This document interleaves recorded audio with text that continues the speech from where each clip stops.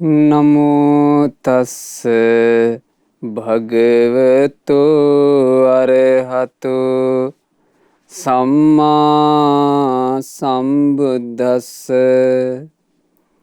ඒ භාග්‍යවත් වූ අරහත් වූ ගෞතම නම් වූ අපගේ සම්මා සම්බුදුරජාණන් වහන්සේට ලෝකානුකම්පාවෙන් යුතුව සංසාර දුකින් නිදහස් වීම පිණිස පවතින මේ ශ්‍රී සද්ධර්මයේ දේශනා කළ අපගේ ශාස්තෘන් වහන්සේට නමස්කාර වේවා. සාදු සාදු සාදු. මාගේ ගුරු දේවෝත්තම පරම පූජනීය පින්වත් ලොකු ස්වාමීන් වහන්සේට ගෞරවාදර වන්දනාව වේවා. සාදු සාදු සාදු. ගරුතර මහා සංඝරත්නයන් අවසරයි, ශ්‍රද්ධාවන්ත වාසනාවන්ත පින්වතුනේ, ඇමරිකාවේ නිව්යෝර්ක්හි පදිංචි පින්වත් කිත්සිරි සූරියාරච්චි සහ ටසිලා සූරියාරච්චි ඇතුළු ඒ සූරියාරච්චි පවුලේ පින්වත් සියලු දෙනාත්, අරියනන්දනී නාලනී විජයකුයොන් මෑණියන්, වසන්ත කොඩිතුවක්කු, හේමන්ත කොඩිතුවක්කු, කපිල කොඩිතුවක්කු, සන්දිහා වනිකරත්න සහ පද්මිනී ඒකනායක යන ඒ පවුලේ දූදරුවන් ඇතුළු සෑම සියලු දෙනා විසින් තමයි අද දවසේ මේ උතුම් ධර්ම දේශනාව සඳහා දායකත්වයේ දරනු ලබන්නේ. පින්වතුනේ, මේ ජීවිතේ කියලා කියන්නේ අපි ජීවත් වෙනකොට මේ ජීවිතය ඇතුලේ අපට සිතක් සහ කයක් ලැබිලා තියෙනවා. ওই සිත කය කියන දෙකින් කයත් ලෙඩ වෙනවා, සිතත් ලෙඩ වෙනවා. කයක් ලෙඩ වුණාම නම් පින්වතුනේ, ඒ කය සුවපත් කරගන්න, ඒ කය සනීප කරන්න මේ ලෝකේ ඕන තරම් වෛද්‍යවරු ඉන්නවා. කය ලෙඩ වුණාට පස්සේ අපි මේ වෛද්‍යවරු ළඟට ගිහිල්ලා ඒ අවශ්‍ය ප්‍රතිකර්ම කරලා මේ කය සුවපත් කරගැනීමේ හැකියාව තියෙනවා ඕන තරම්.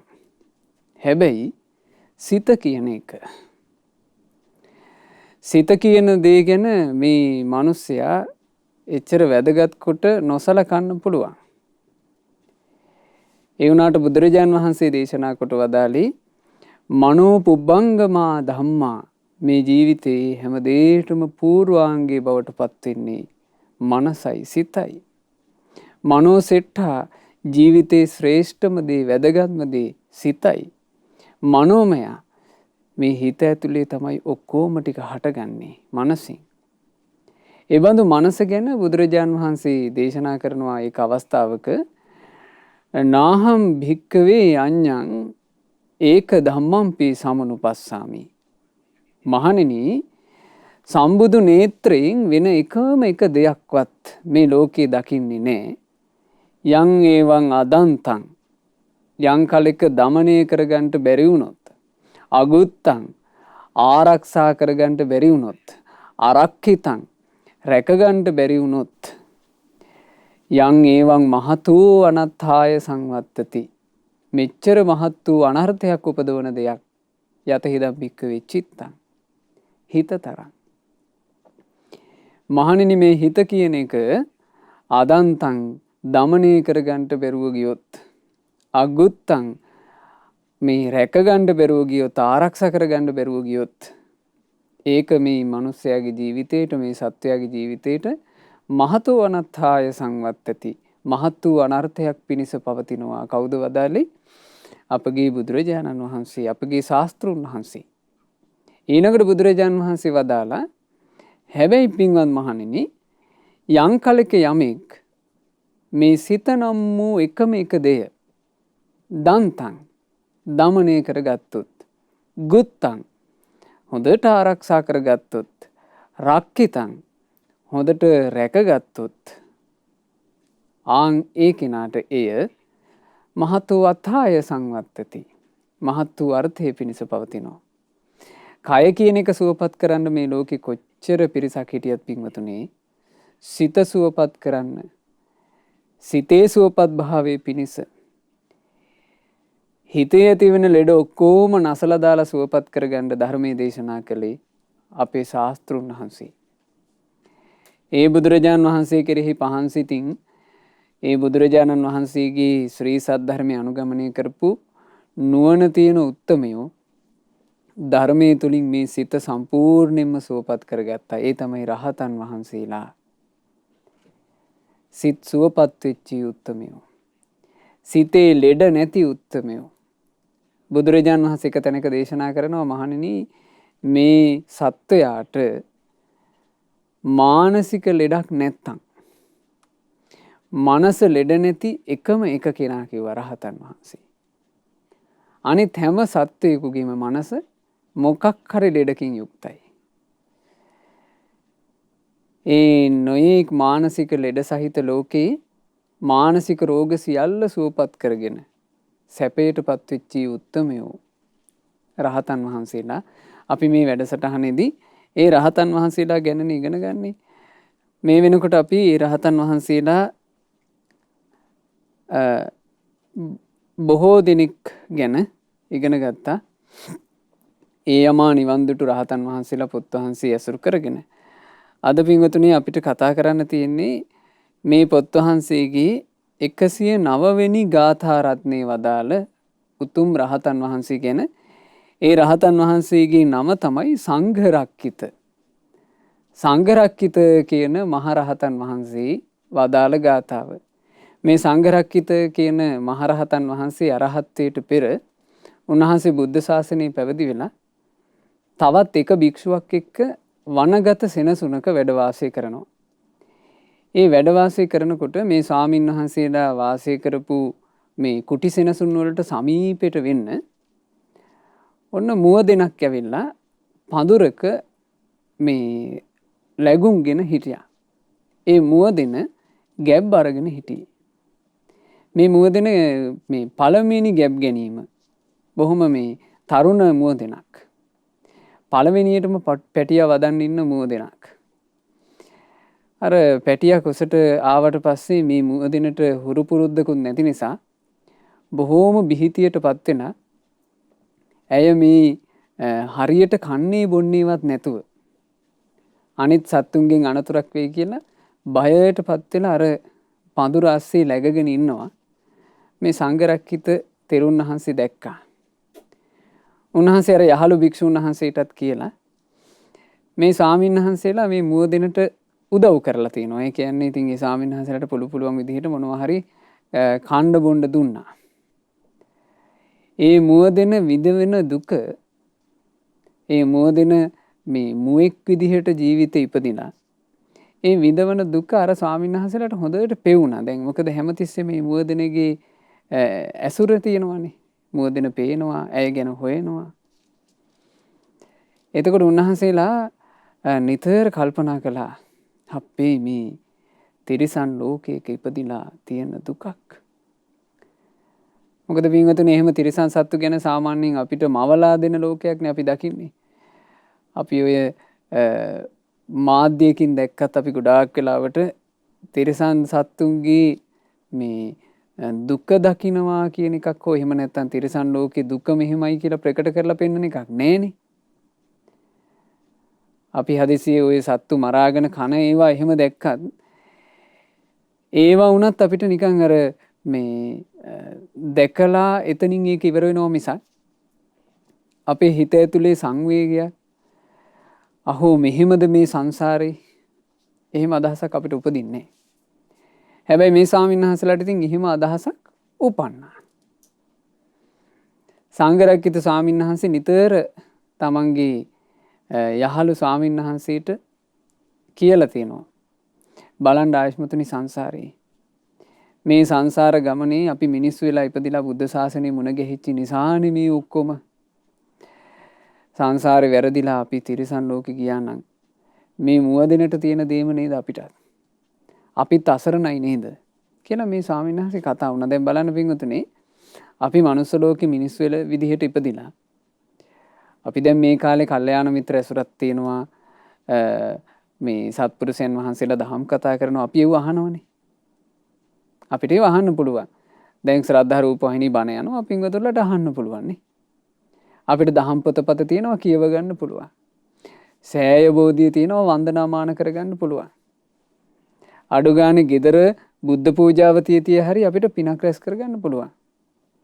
බලන්න පින්වතුනි තිරිසන් ලෝකවල දැන් මේ අපි මෙහෙම ජීවත් වෙද්දීම සමහර ලාවට අපේ ගෙවල් වල හුරතලෙට ඇති කරන තිරිසන් සත්තු නැද්ද?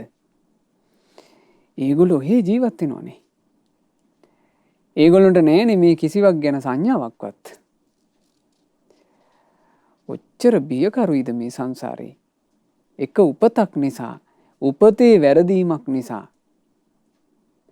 මේ සසර ගමනේ බිහිසුණු බව ගැන තිරිසන් ලෝකෙ දිහා බලලා හොඳට මේ කල්පනා කරන්න ඕන.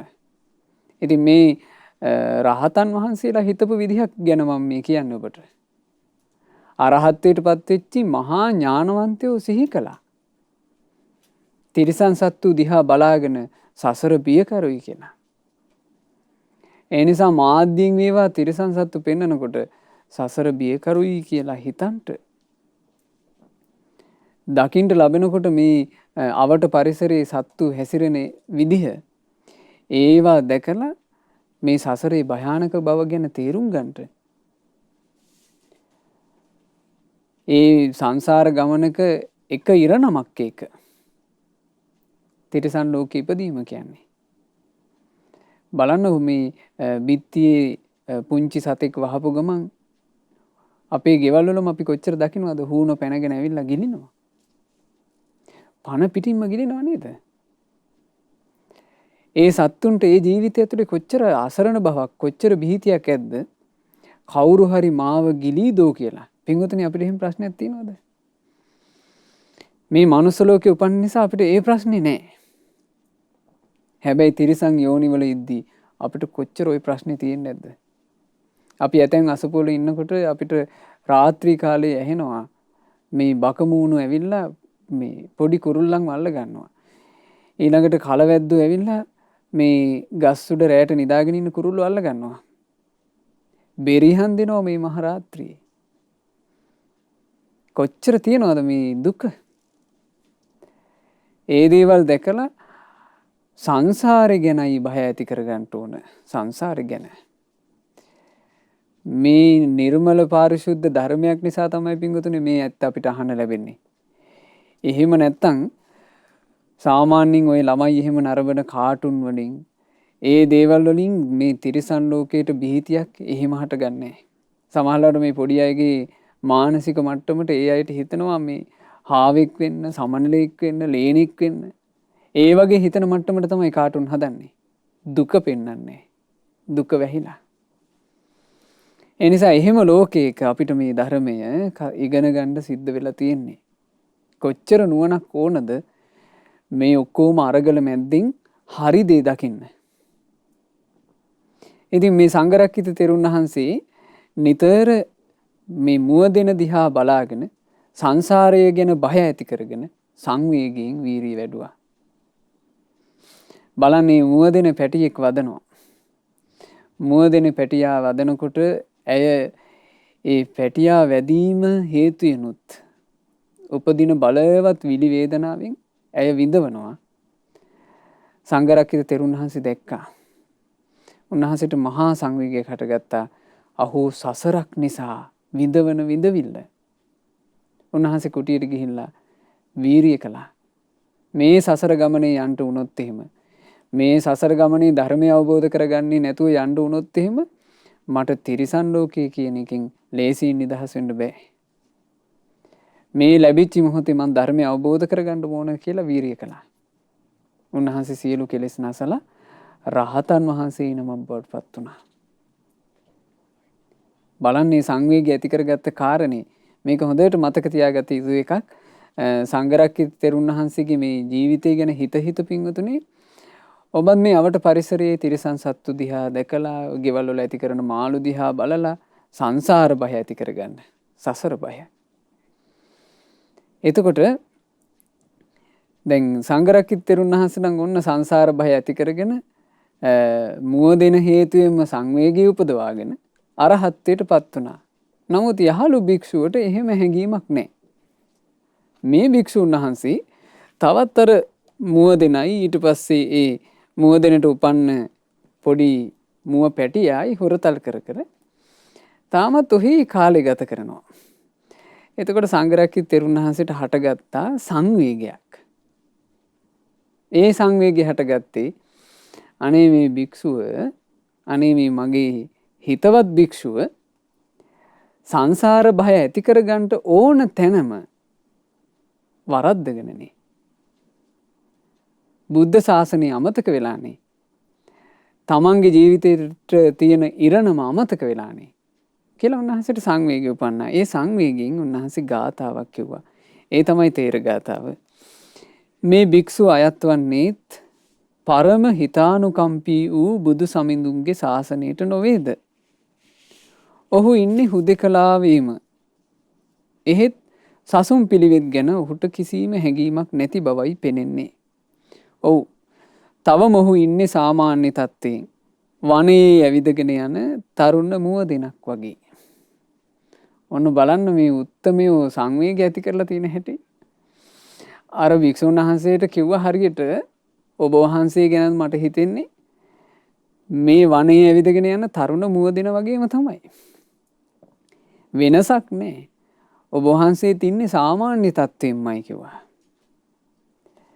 ඇයි බින්දුනේ අර වනයේ මේ ඇවිදගෙන යන තරුණ මුව දෙන පැටියෙක් වදාපු ඒ මුව දෙන මේ සංසාර ගමනට ඇදලා තියෙන යම් කෙලෙස් බන්ධනයන්ගෙන් යුක්තව ඉන්නවාද? ඒ කෙලෙස් බන්ධන ඔක්කොම අර සිවුරක් දරාගත්ත භික්ෂුවට නැන්ද? තියෙනවනේ. මේ තිරසන් සත්තු දුක් විඳින ඔබ දකින්නවනේ. කැරපොත්තෝ යනවා දකින්නවා. ගෙවල් වල කොච්චර තියෙනවද? ඔන්න කැරපොත්තෝ එනවා පේනවා. ඊළඟට මඳුරුව ඇවිල්ලා බිත්ති වල වහනවා පේනවා. ගේ බිත්ති වල හූනෝ ඉන්නවා පේනවා. ඒ සත්තු මේ සංසාර ගමනට බැඳිලා ඉන්නේ කෙලෙස් බන්ධන වලින්.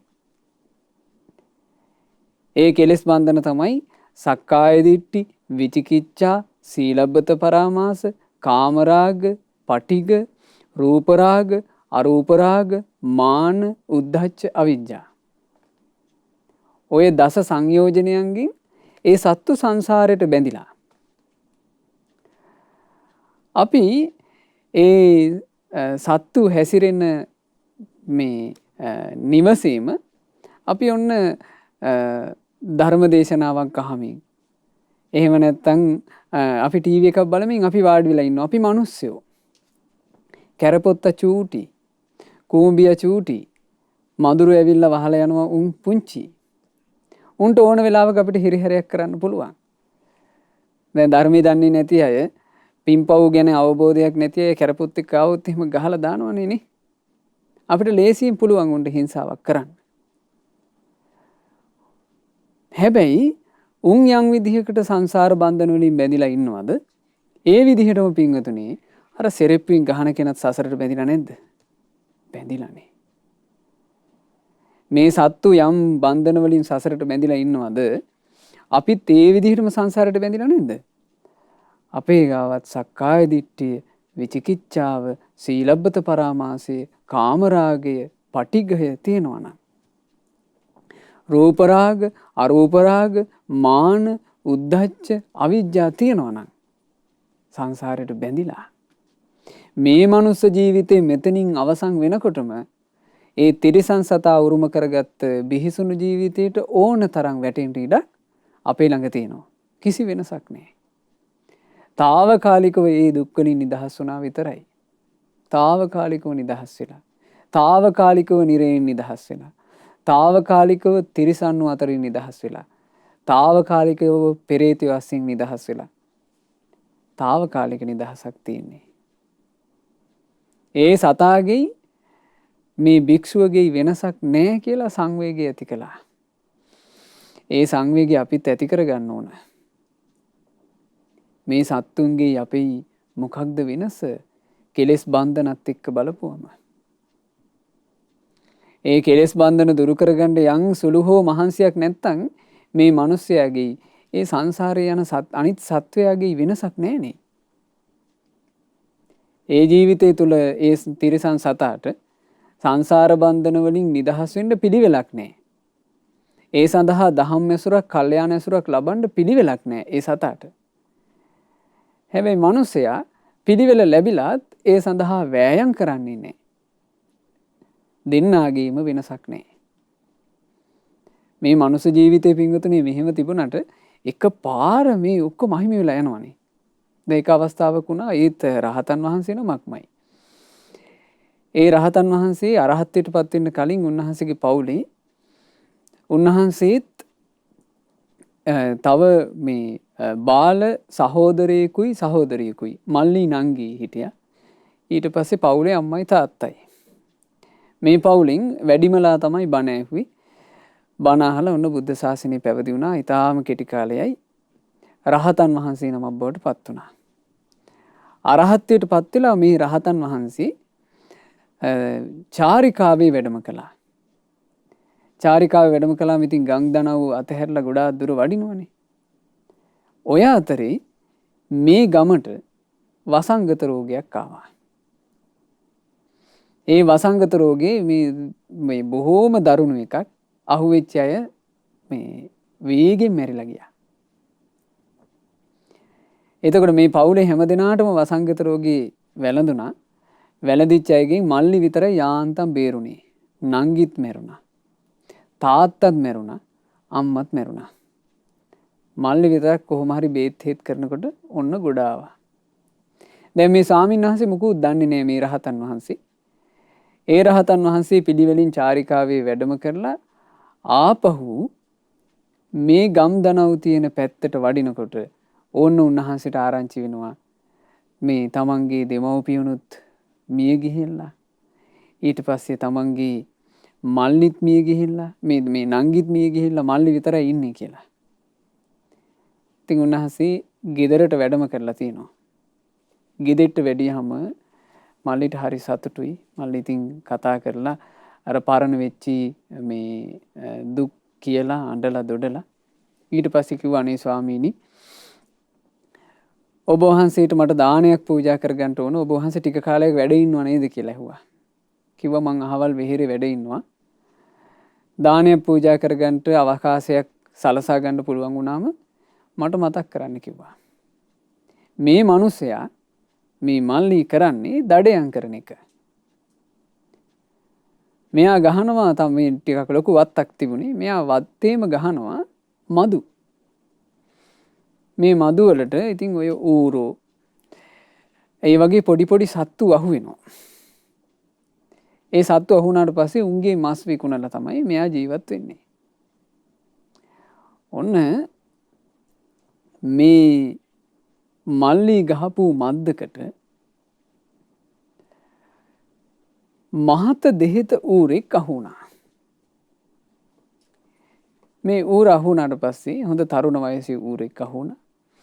මේ ඌර අහු වුණාට පස්සේ මෙයා ගිහිල්ලා ඉතින් ඌරට පහර දීලා ඌලා මැරුවා. ඌර මැරුණාම මෙයාට හිතක් උපදිනවා දැන් මේ ඌරු මසකුත් තියෙන එකේ මට ප්‍රණීත දානයක් හදන්න පුළුවන්. මං එහෙනම් අයියන්ඩිට දානි පූජා කරගන්න ඕනේ හෙට දවසේ. ආරාධනා කළා ගිහිල්ලා ස්වාමීනි දානෙට වඩින්ට හෙට මෙහෙම මට ප්‍රණීත විදිහේ දානයක් පූජා කරන්න අවස්ථාව ලැබුණා. ඒ නිසා ඔබ වහන්සේ කීප නමක් මුණක් කමක් නැහැ දානෙට වැඩියට මම මේ මතක් කරලා යන්න ආවේ කියලා ඔන්න ඇවිල්ලා කිව්වා. මේ රහතන් වහන්සේ නිකමට දැන් මෙයා මේ එකපාර දානයක් පූජා කරන්න හිතන්නේ ඇයි? දානෙ පූජා කරන්න මෙයාට මේ හිතක් පහළ වුණේ මොකද කියලා උන්වහන්සේ නිකමට වගේ බලලා තිනවා. ඒ බලනකොට උන්වහන්සේ දැක්කා අර ඌරා. ඒ දකින්නකොට පින්වතුනේ ඒ රහතන් වහන්සේට විශේෂ ඥානයක්. ඒ රහතන් වහන්සේ තුළ තිබුණ මේ විශේෂ ඥානයකින් උන්වහන්සේ දකිනවා මේ ඌරගේ පෙර ජීවිතේ මේ ඌරා තමයි තමන්ගේ පියා. ඒ කිව්වේ මේ ඇත්තටම මද්දට අහු වෙලා ඉන්නේ පුතා ගහපු මද්දට ගිය ජීවිතේ තාත්තා අහු වෙලා ඇත්තටම මේ ගෙදර හිටපු ග්‍රහ ප්‍රධානියා තාත්තා මේ ඌරා වෙලා ඉපදිලා තියෙන්නේ. ඊට පස්සේ මේ රහතන් වහන්සේට පේනවා මේකේ පුදුම කතාවක් තව. මේ ඌරා මද්දට අහුවෙන්න සුළු මොහොතකට කලින් ණයෙක්ව ගිලලා. ඌරෝ පින්වතුනි සර්පයන්ව කනවනේ. ණයෙක්ව කාලා. ඒ කාපු ණයා තමයි පෙර ජීවිතේ තමන්ගේ අම්මා. එතකොට මේ රහතන් වහන්සේට තව පේනවා ඒ ණයා ඌරාගේ ගොදුර බවට පත් වෙන්න සුළු වේලාවකට කලින් ඒ ණයා ගෙම්බෙක්ව ගිලලා. ඒ ගෙම්බා වෙන කවුරුවත් නෙවෙයි.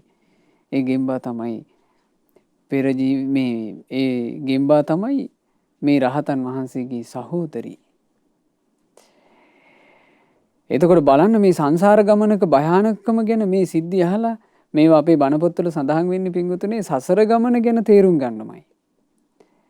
බලන්න එකටම ජීවත් වුණා මේ අම්මා තාත්තා දුව පුතා. ඔන්න වසංගත රෝගයක් ඇවිල්ලා මිය ගියා. මිය යන්නේ සාමාන්‍ය තත්ත්වයෙන්. මොකුත් ආධ්‍යාත්ම දියුණුවක් නැහැ. සංසාරෙට මේ යම් බන්ධන වලින් බැඳලා තියෙනවාද ඒ සියලු බන්ධන සහිතව මිය පරලෝ ගියා. ඒ මිය යනකොට ඒ කෙනාගේ ඉස්මතුනේ යම් අකුසලයක්ද ඒ අකුසලයට අනුව ඔන්න තාත්තා මිය ගිහිල්ලා උපන්නා ඊරියකගේ කුසේ. සසර භයානකයි. අම්මා මිය ගිහිල්ලා උපන්නා මේ උරංග යෝනියේ මේ නයි පැටියෙක් විදිහට. නංගී මැරිලා ගිහිල්ලා උපන්නා ගෙම්බන්ගේ ලෝකේ, තිරිසන් ලෝකේ. ඒ ඉපදිලා මෝරලා එනකොට දැන් අර පරණ සිද්ධි මොකුත් නැහැ. මේ මනුස්ස ලෝකේ ඉන්නකොට තිබුණ බන්ධන, ස්වාමියා බිරිඳ බන්ධන, ඊළඟට දරුවෝ දෙමව්පියෝ බන්ධන ඒව නැහැ. දැන් සම්පූර්ණ වෙනස් වෙලා. අර සර්පයා අර ණයා ගොදුරක් හොයාගෙන යනකොට එයාට පේනවා ගෙම්බෙක් ඉන්නවා. එයා දන්නේ නෑ මුකුත් සංසාර කතාවක්. එයාට ආහාරයක් විදිහට ඒ ගෙම්බව පෙවුනේ. අල්ලගෙන ගිහිල්ලා. ඒ ගෙම්බා ගිලපු නිසා මේ සර්පයා වකුටු වෙලා නිදාගෙන ඉන්නවා. ඒ ඉන්නකොට මෙන්න ඌරා එනවා ගොදුරු හොයාගෙන. ඌරාට මතකයක් සංසාර සම්බන්ධයක් ගැන දැනුමක් මොකුත් නැහැ. මේ පෙර ජීවිතේ තමන්ගේ බිරිඳය කියලා. කේවා. බලන්න සසරේ තියෙන භයානකකම. සංසාර ගමනේ තියෙන භයානකකම. ඒ රහතන් වහන්සේ අර මල්ලිට කියනවා මල්ලි අපි දැම්මයන් ගෙදෙට්ට. අපි දැම්මයන් ගෙදෙට්ට උඹට වැදගත් කාරණාවක් කියන්න තියෙනවා. රහතන් වහන්සේ ගිහිල්ලා කිව්වා මල්ලි දැන් ওই මැරිච්ච ඌරාගේ බඩ කපපන්. බඩ කපපුවාම ඇතුලේ ඇති සර්පයෙකුගේ කෑලි ගනින් එළියට කිව්වා. අනේ බඩ කපපුවම මෙන්න තියෙනවා. ඊට පස්සේ රහතන් වහන්සේ ඒ සර්පයාගේ කොටස් බලනකොට එක කෑල්ලක් ඉදිමිලා තියෙනවා තැනක්. කිව්වා මල්ලි යන්න අතනින් පලාපන්. ඔය ඇත්තේ ගෙම්බෙක් කිව්වා. කැපුවා. එතකොට ගෙම්බත් ඉන්නවා. දැන් මේ මල කුණු ටික තියලා ඒ රහතන් වහන්සේ කියනවා මල්ලි බලාපන් සංසාරේ හැටි. ඔය ඉන්නේ ඔය මැරිලා ඉන්නේ ගෙම්බෙක්. ඔය මල්ලි අපිත් එක්ක එකට සෙල්ලම් කරපු අපි නංගි. ඔය කෑලි වලට කැඩිලා මැරිලා ඉන්නේ නාගෙක්. ඔය මල්ලි අපේ අම්මා. උඹ මේ අටවපු උගුලට අහුවෙලා මැරිච්චි මේ මහ ඌරා. මේ මල්ලි අපේ තාත්තා. සංසාරේ භයානකයි කියලා උන්වහන්සේ ධර්ම දේශනා කළා. ඉතින් උන්වහන්සේගේ දේශනාව සාර්ථක වුණා. මල්ලි අර ඔකෝම අත්හැරලා ගිහිල්ලා මල්ලිත් පැවිදි වුණා. එයාටත් පුළුවන් වුණා ජීවිතේ දියුණුවක් හදාගන්න. ඒ නිසා මේ සංඝරක්කිත තෙරුන් වහන්සේ මේ සංවේගයට පත් කරපු දේත් අපතේ ගියේ නෑ. සංඝරක්කිත ස්වාමීන් වහන්සේ සංඝරක්කිත මහරහතන් වහන්සේ තමන්ගේ හිතවත් භික්ෂුවට ඕන ওই විදිහට සංවේගී උපද්දපුවම ඔබ වහන්සේත් මේ වනේ ඇවිදගෙන යන තරුණ මුවදෙනකගේත් කිසි වෙනසක් නැහැ නේ කියලා. උන්වහන්සේට සංවේගය උපන්නා. උන්වහන්සේත් වීරිය වඩලා ඉතා ඉක්මනින් රහතන් වහන්සේ නමක් බවට පත් වුණා. ඒ සංඝරක්කිත මහරහතන් වහන්සේ ওই විදිහට අනිත් අයට උදව් කරලා තියෙනවා ජීවිතේ ජය ගන්න. දැන් ඒ ගැන කියනවා නම් පින්වතුනි මේ සංඝරක්කිත මහරහතන් වහන්සේ තරුණ වයසේදී පැවිදි වෙලා අරහත්ත්වයට පත් වෙලා උන්වහන්සේ ඉතින් විවේකීව බණ භාවනා කරමින් උන්වහන්සේ වැඩ වාසය කරනකොට මේ සංඝරක්කිත මහරහතන් වහන්සේගේ නංගිට හිටියා පොඩි පුතෙක්. මේ නංගි කල්පනා කළා තමන්ගේ සහෝදරයන් වහන්සේ දැන් ටික ටික වයසට යනවා. පැවිදි වෙලා ඉන්නේ. ඉතින් උන්වහන්සේට අපෝපස්ථානටවත් කවුරුත් නැහැනේ. නංගි කල්පනා කළා මං එහෙනම් මගේ පුතාව මගේ සහෝදරයන් වහන්සේ ළඟ මහාන කරන්න ඕන. එතකොට පුතාට පුළුවන් නේ උන්වහන්සේට අපෝපස්ථානත් කරගෙන ධර්මයත් ඉගෙනගෙන ඒ කටයුතු ඔක්කොම කරගන්න කියලා. ඔන්න සංඝරක්කිත තෙරුන් වහන්සේ ළඟ තමන්ගේ පුතාව මහාන කළා. ඒ මහාන කරපු භික්ෂුවට නම වැටුණා භාගිනීය සංඝරක්කිත. ඇයි භාගිනීය සංඝරක්කිත කියලා කිව්වේ? සංඝරක්කිත මහතෙරුන් වහන්සේගේ නංගිගේ පුතා කියන අදහසින්. එතකොට මේ භාගිනීය සංඝරක්කිත තෙරුන් වහන්සේ මේ ස්වාමීන් වහන්සේ දැන් ඉතින් බොහොම පුංචි භික්ෂුවක්. මේ භික්ෂුන් වහන්සේ වැඩිදුර ධර්මයේ අධ්‍යයනය කර ගැනීම පිණිස සංඝරක්කිත තෙරුන් වහන්සේ හොඳ ධර්මදර භික්ෂුවක් ළඟට පිටත් කරලා යවුවා. එතකොට තමන් වහන්සේ ළඟ පැවිදි වුණාට ධර්මය ඉගෙන ගත්තේ වෙන දුර ඈතකට ගිහිල්ලා. එහෙදිම මේ භාගිනීය සංඝරක්කිත මේ තෙරුන් වහන්සේ මේ ස්වාමීන් වහන්සේ ටික ටික මෝරලා සාමාන්‍යයෙන් ඒ වෙනකොට අවුරුදු 15 16 වගේ වයසට උන්න ආවා. ඇවිල්ලා දැන් අධ්‍යාපන කටයුතු ඉවරයි. හොඳට ධර්මයේ ඉගෙනගෙන ධර්ම අධ්‍යයනය ලැබලා ඉවරයි. දැන් ඒ කාලේ පින්වතුනි බාහනක පරපුරකින් ධර්ම ඉගෙන ගන්නේ. කියලා පොතපතවල ලියලා නෙමෙයිනේ. පොතපත කියවලා නෙමෙයි. ගුරු දේවයන් වහන්සේ ඇසුරු කරගෙන ගුරු දේවයන් වහන්සේ ධර්මයේ කියලා දෙනවා. ඒවා මතක තියාගන්න ඕන. ඉතින් එහෙම ධර්මයේ ඉගෙනගෙන දැන් මේ භාගිනීය සංඝරක්කිත ස්වාමීන් වහන්සේ තමන් වහන්සේගේ ගුරු දේවයන් බලන්න. ගුරු දේවයන් කවුද? සංඝරක්කිත මහරහතන් වහන්සේ. ඒ මහරහතන් වහන්සේව බලන්න දොර බැහැර ගෙවාගෙන උන්වහන්සේ වැඩම කළා. ඒ වැඩම කරන ගමන් තමන්ගේ උපන් ගෙදරටත් ගියා. ගෙදරට ගිහිල්ලා මෑණියන්ටත් කතා බහ කරලා එනකොට අම්මා හොඳ සිවුරු පිරිකරක් පූජා කරා. මේ සිවුරු පිරිකර අතට ගන්නකොටම භාගිනීය සංඝරක්කිත ස්වාමීන් වහන්සේට හිතෙනවා මේ වගේ ලස්සන හොඳ සිවුරු පිරිකරක් හොඳ රෙද්දෙන් තියෙන සිවුරක් මගේ ගුරු දේවයන් වහන්සේට තමයි හොඳ. මම මේ සිවුර අරගෙන ගිහිල්ලා පූජා කරන්න ඕන මගේ ගුරු දේවයන් වහන්සේට. ගුරු දේවයන් වහන්සේ මේ සිවුර දැක්කම නම් ගොඩාක් සතුටු වෙයි. දැන් හිතුවේ කවුද? භාගිනීය සංඝරක්කිත තෙරුන් වහන්සේ හිතුවා ගුරු දේවයන් වහන්සේ මේක දැක්කහම ගොඩක් සතුටු වෙයි කියලා. හිතේ ලොකු අපේක්ෂාවක් තියාගෙන තමන්ගේ ගුරු දේවයන් වහන්සේ බලන්න යනවා. දැන් අවුරුදු ගානකට පස්සේ හිතෙන් මවාගෙන යන චිත්‍රයක් තියෙනවනේ. ගුරු දේවයන් වහන්සේ මාව දුරදීම දැක්ක ගමන් සංඝරක්කිත කාලෙකින් දැක්කේ කියලා සතුටින් පිළිගනී කියලා හිතාගෙන ගියා. අනේ ගුරු දේවයන් වහන්සේ එහෙම විශේෂයෙන් පිළිගත්තේ නැහැ. ඊළඟට ගුරු දේවයන් වහන්සේගේ පා වන්දනා කරලා මේ දෙපාවල තෙල් ආදිය ගාලා උපස්ථාන කරලා කිව්වා ස්වාමීනි මම ඔබ වහන්සේට පිරිකරක් අරගෙන ආවා. හොඳයි අරන් එන්න කිව්වා. සිවුරු පිරිකර අරගෙන ආවේ. මේ සිවුරු පිරිකර දකින්නකොට මේ ගුරු දේවයන් වහන්සේ මහා සාදරයෙන් ප්‍රශංසා කරයි කියලා. අපේ මේ මගේ ගෝල නම මට ලස්සන සිවුරු පිරිකරක් ගෙනල්ලානේ කියලා එහෙම ගුණ කියයි කියලා. අනේ ඒකත් නෑ.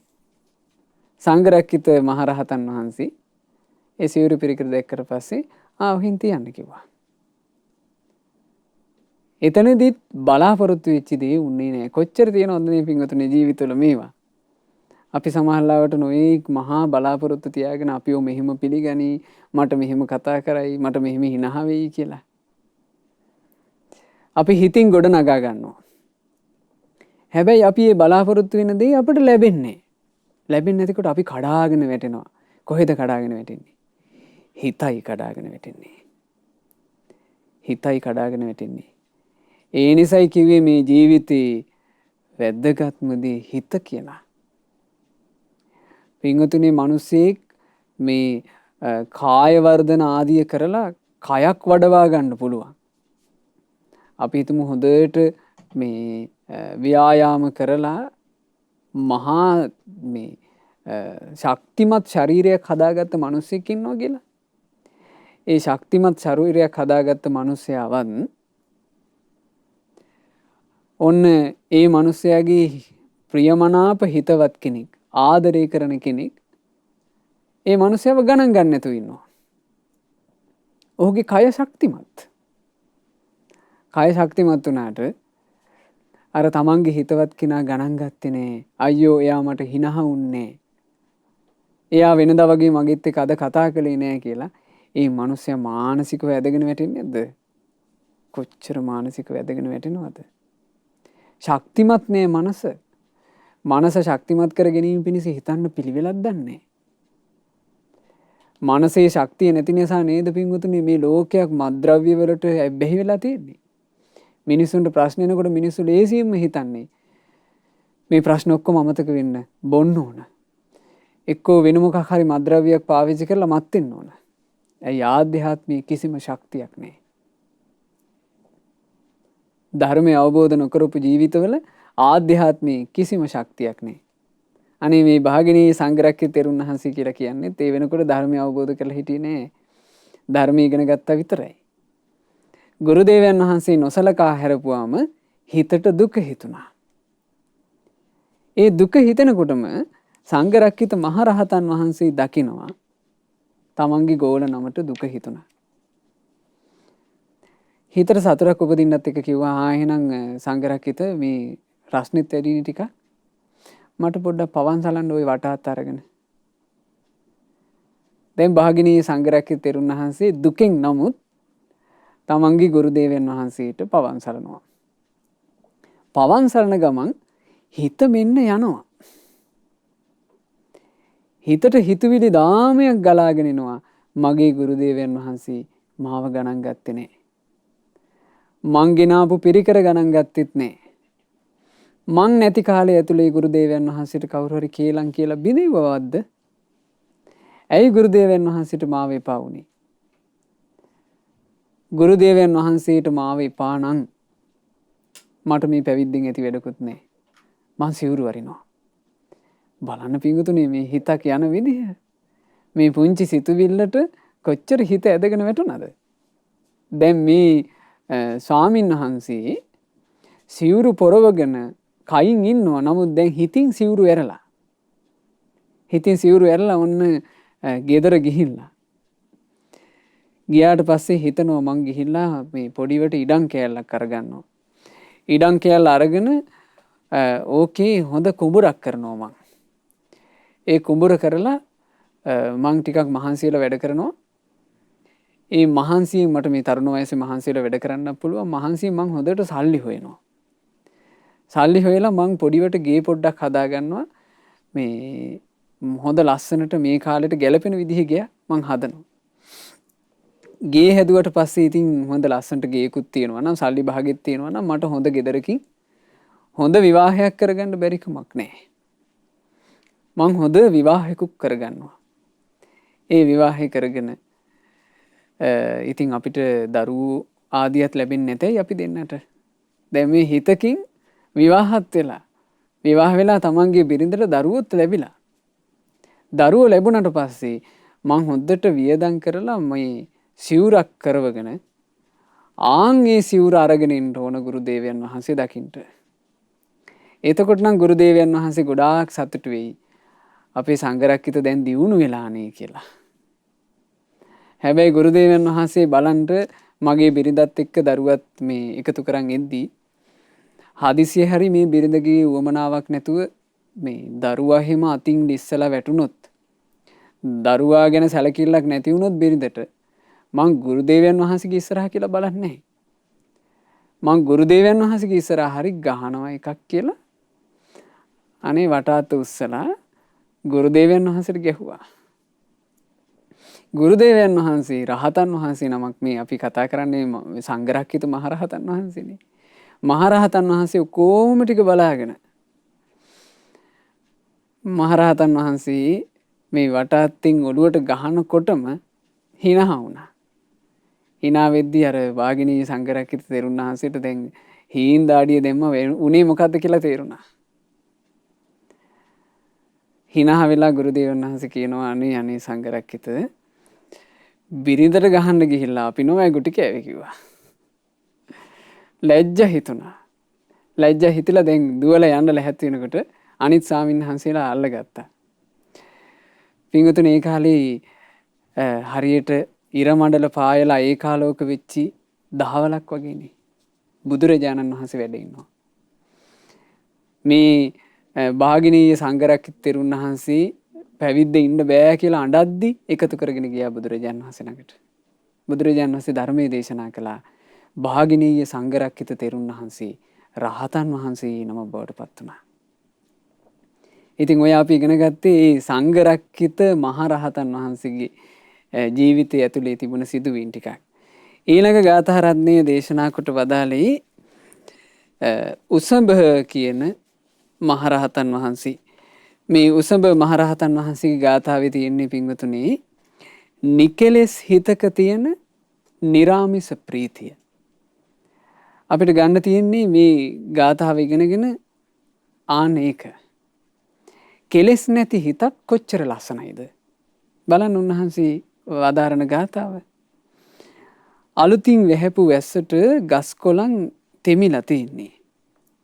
කඳු මුඳුන් වල ලස්සනට වැවුණු ගස්වැල් පේනකොට උසබගේ සිතට හරි කැමැත්තක් ඇති වෙනවා. ඔහු කැමති ආරණ්‍යයකට ගිහින් ලබන විවේකයටයි. නිකලෙස් හිත්.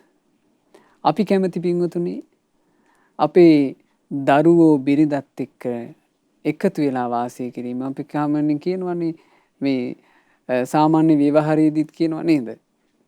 මේ මගේ නිවස මේ මගේ නිවන මගේ පැල්වතයි කියලා. මිනිස්සෙක් සතුටු වෙන්නේ මේ දේවල් වලින්. තමන්ගේ ගේ දොර හදාගෙන තමන්ටම කියලා වාහනයක් අරගෙන ගෙදර මේ අවුරුද්දෙන් අවුරුද්දට අලුතින් තීන්ත ටිකක් ගහලා වහලෙට හොඳ සෙවිල්ලක් කරගෙන මිනිස්සු ඒ වගේ සතුටු වෙන්නේ. මාසේ පඩිය කීයකින් හරි වැඩි වෙනවා නම් ඒකෙන් සතුටු වෙන්නේ. අමතර ආදායමක් ලැබෙනවා නම් ඒකෙන් සතුටු වෙන්නේ. නිකලෙස් ජීවිත කොච්චර ලස්සනයිද? ඒ රහතන් වහන්සේ කියනවා ඔහු කැමති ආරණ්‍යයකට ගිහින් ලබන විවේකයටයි. ඒ ආරණ්‍යය තුල ඇත්තටම විවේකයෙන් උන්වහන්සේ වැඩ ඉන්නවා. කෙලෙස් පීඩා කිසිවක් නැති නිසා රහතන් වහන්සේලා. තවත් ගාථාවක් අපි අද ඉගෙන ගන්නවා. ඒ තමයි ජෙන්ත කියන මහ රහතන් වහන්සේගේ ගාථාව. ඊටාම ලස්සන ගාථාවක්. ජෙන්ත මහ රහතන් වහන්සේ වදාරන්නේ මෙන්න මෙහෙම. ඇත්තෙන්ම පැවිදි ජීවිතේ දුෂ්කරයි. ගිහි ජීවිතෙත් දුෂ්කරයි. සද්ධර්මයත් ගොඩාක් ගැඹුරුයි. භෝග සම්පත් උපදවා ගැනීමත් දුෂ්කරයි. ලැබුණු දෙයකින් යැපෙන අපේ ජීවිතේ කොහොමත් දුක් සහිතයි. ඒ නිසා හැමතිස්සෙම අනිත්‍ය සිහි කිරීම තමයි හොඳ. ඒ නිසා හැමතිස්සෙම කුමක්ද සිහි කරන්න ඕනේ කිව්වේ? අනිත්‍ය සිහි කරමින් වාසය කිරීම. මේ ජීවිතේ කොහොමත් දුෂ්කරයි තමයි. බලන්න උන්වහන්සේ කියන දේ ගිහි ජීවිතෙත් දුෂ්කරයි කියනවා. පැවිද්ද දුෂ්කරයි කියනවා. එක අවස්ථාවක සාරිපුත්ත මහරහතන් වහන්සේගෙන් අහනවානේ ස්වාමීනි මේ බුද්ධ ශාසනයේ අමාරුම මොකක්ද කියලා. සාමාන්‍යයෙන් ගිහි කෙනෙකුට නම් හිතෙන්නේ දැන් බණ අහන ඔබට හිතෙන්න පුළුවන් ස්වාමීන් වහන්සේලාට නම් හරි ලේසි. මේ ස්වාමීන් වහන්සේලාට විවේකයේ ඔක්කොම තියෙනවනේ. අපිට තමයි මේ පහසුවක් නැත්තේ. අපට තමයි අමාරු කියලා. ඒ මේ සාරිපුත්ත මහරහතන් වහන්සේගෙන් මේ බ්‍රාහමණය අහපුවම මේ බුද්ධ ශාසනය ඇතුලේ කරගන්න තියෙන අමාරුම දේ මොකක්ද කියලා. සාරිපුත්ත මහරහතන් වහන්සේ වදාලා මේ බුද්ධ ශාසනයේ පැවිද්දයි දුෂ්කර. පැවිදි වෙනවා කියන එක, කාමයේ අතහරිනවා කියන එක, අත්හල කාමයේ සිහි නොකර ඉන්නවා කියන එක.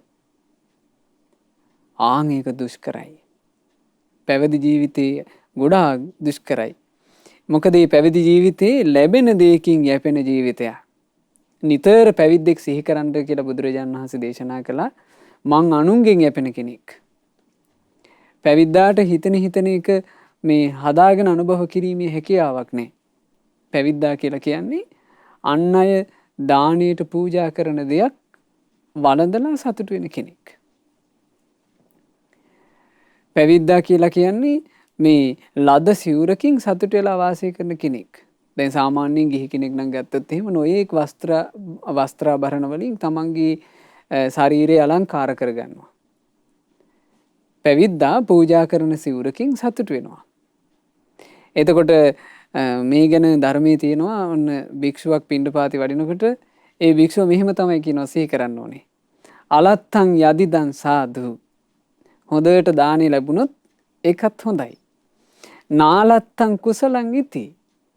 දාන එහෙම හොඳට නොලැබුණොත් ඉතින් එහෙමත් හොඳයි. ඉතින් මොනව කරන්නද? මොකද පිණ්ඩපාතේට ලැබෙන දෙයක් තමයි වළඳන්න තියෙන්නේ.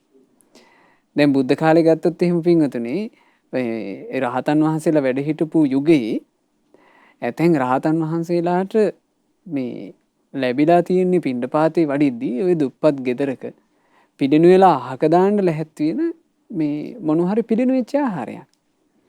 අනේ උන්වහන්සේලා ඒක වළඳලා සැනසille හිටියා. කොහොමද පින්වතුනි ඒක වළඳලා සැනසille හිටියේ? හිත සූපත් නිසා. හිත සූපත් නිසා. ඒ නිසා මේ හිතේ සුවපත් භාවය කියලා කියන්නේ අපේ ජීවිතේ තියෙන ලොකුම සැනසෙල්ල ඒක. ඒ නිසා ආස කරන්න හිතේ තියෙන සුවපත් භාවයට.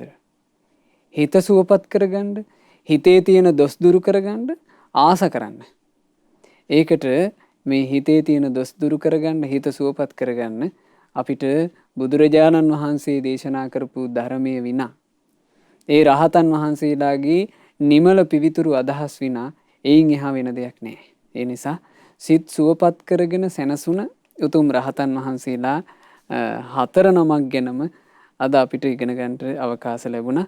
ඉතින් ඒ සිත් සුවපත් කරගෙන ජීවිතේ ජයගත්ත නිකලෙස් සිතින් පිරිනුවම් පාවදාල අපගේ සංඝ රක්කිත මහරහතන් වහන්සේ, භාගිනේය සංඝ රක්කිත මහරහතන් වහන්සේ, ජෙන්ත මහරහතන් වහන්සේ, උසඹ මහරහතන් වහන්සේ යන ඒ උතුම් රහතන් වහන්සේලාට අපගේ නමස්කාරය වේවා. සාදු සාදු සාදු. ඒ රහතන් වහන්සේලා යම් අමා නිවනක නිවී සැනසුණාද අපටත් ඒ අමා මහ නිවන සුවසේම අවබෝධ කරගන්නට ලැබේවා. සාදු සාදු සාදු. රැස් කළා වූ සියලුම පුණ්‍ය ධර්මයෝ සියලු දෙවියෝ සාදරයෙන් සතුටින් අනුමෝදන් වෙත්වා. පින් අනුමෝදන් වන දෙවිවරු දිව්‍ය ආශීසුරින් දිව්‍ය ආශ්චර්යයෙන් වැඩේවා. දෙවියන්ගේ රැකවරණ අප හැම දිනාහට දෙවියෝ නොඅඩුවම සලසා දෙත්වා.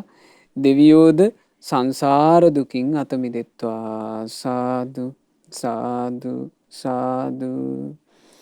මාගේ ගුරු දේවෝත්තම කල්යාණ මිත්‍ර පරම පූජනීය පින්වත් ලොකු ස්වාමීන් වහන්සේට මේ සියලු පින් අනුමෝදන්ව පින්වත් ලොකු ස්වාමීන් වහන්සේ නිදුක්ව නිරෝගව දීර්ඝායුෂ ලබත්වා මේ ගෞතම බුද්ධ ශාසනය තුලම උතුම් වූ චතුරාර්ය සත්‍ය ධර්මය පරිපූර්ණ වශයෙන්ම අවබෝධ කරගන්නට වාසනාව ලැබෙත්වා. සාදු සාදු සාදු. රැස් කරගන්නට යෙදුනා වූ සියලුම පුණ්‍ය ධර්මයෝ අද දවසේ මේ උතුම් ධර්ම දේශනාව සඳහා දායකත්වයේ දරන පින්වතුන්ලාගේ නමින් මීට වසර 2කට පෙර මිය පරලෝ යන්ට යෙදුණු විල්සන් කොඩිතුවක්කු පියාණන්ට මේ සියලු පින් අනුමෝදන් වෙත්වා. මිය පරලෝ යන්ට යෙදුණා වූ ඒබ්‍රහම් සූර්යාරච්චි පියාණන්ට සහ ඩොන් බේබිනෝනා ගුණතිලක මෑණියන්ට මේ සියලු පින් අනුමෝදන් වෙත්වා. දායකත්වයේ දරන සියලු දෙනාගේ නමින් මියගිය සියලු ඥාතීන්ට හිත මිත්‍රාදීන්ට මේ සියලු පින් අනුමෝදන් වෙත්වා. සුපින්වතුනි, ඔබ හැම දෙනාගේ නමිනුත් මිය යන්ට යෙදුණු ඥාතීන් හිත මිත්‍රාදීන් නම්ගොත් වශයෙන් උපකාර වශයෙන් සිහි කරගෙන පින් අනුමෝදන් කරන්න. මේ සියලු පුණ්‍ය ධර්මයේ අනුමෝදන්ව අපගේ නමින් මියගිය ඥාතීන්ගේ පරලෝ ජීවිත ඒකාන්ත වශයෙන්ම සැපයට පත්වෙත්වා කියන අදහසින් ඥාතීන්ට පින් අනුමෝදන් කරන්න. සුජීවත්ව සිටින අරියනන්දනී නාලනී විජේකෝන් මෑණියන්ට, පොඩිමැණිකේ වනසිංහ නැන්දනියට, කිත්සිරි සූර්යාරච්චි, ටසිලා සූර්යාරච්චි, වසන්ත කොඩිතුවක්කු, හේමන්ත කොඩිතුවක්කු, කපිල කොඩිතුවක්කු, සන්දිහා වනිගරත්න, පද්මිනී ඒකනායක සහ කටුගම්පල යන ඒ සියලු දෙනාටත්, ඒ පින්වතුන්ලාගේ පවුල්වල සෑම සියලු දෙනාටත් මේ සියලු පුණ්‍ය ධර්මය වූ අනුමෝදන් වෙත්වා. අනුමෝදන්ව සියලු දෙනාට නිදුක් නිරෝග සුව දීර්ඝායුෂ සම්පන්නිය සැලසෙත්වා. ජීවිතේට නිරතුරුවම කල්යාණ මිත්‍ර ඇසුරේ පින් රැස් කරගන්නටත් ධර්මයේ හැසිරෙන්නටත් අවකාශ සැලසෙත්වා. මේ ගෞතම සාසනය තුල සුවසීම ධර්මයේ හැසිරিলা චතුරාර්ය සත්‍ය ධර්මය අවබෝධ කර ගැනීම පිණිස අද ධර්ම දානමය පින්කමට දායක වූ ඒ සුපින්නතුල්ලා හැම දෙනාට මේ ධර්ම දානමය පින්කම ඒකාන්ත වශයෙන්ම හේතු වාසනා වෙත්වා. සාදු සාදු සාදු. රැස් කළා වූ සියලු පුණ්‍ය ධර්මයෝ ශ්‍රද්ධා මාසික ධර්ම දාන සමාජික සමාජිකාවන්ට, ශ්‍රද්ධා කාර්ය මණ්ඩලයේ සියලු දෙනාට, සුපින්වත් ඔබ සියලු දෙනාට අනුමෝදන් වෙලා සියලු දෙනා නිදුක් වෙත්වා, නිරෝග වෙත්වා, දීර්ඝායුෂ ලබත්වා. ගෞතම සාසනය තුල සුවසේම ධර්ම අවබෝධ කරගන්නට ලැබෙත්වා. හැම දිනාටම තෙරුවන් සරණයි. නමෝ බුද්ධාය. මෙවැනි වටිනා ධර්මදේශනා ශ්‍රවණය කිරීමට ශ්‍රද්ධා ඩේලි YouTube චැනලය සබ්ස්ක්‍රයිබ් කරන්න.